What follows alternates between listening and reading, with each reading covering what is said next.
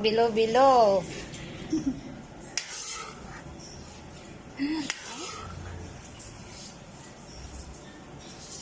Tara na, kain na guys.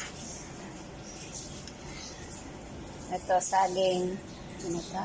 Kamote, na langka. Sayang, hindi ko na-picturean kanina. Wala na, sago na maliliit.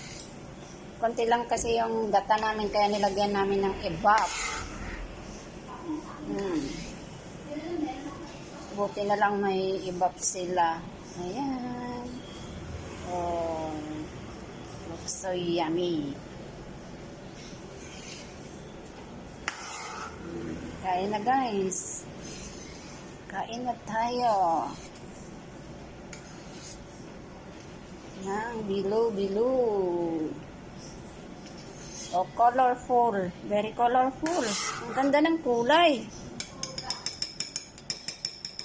Let's eat.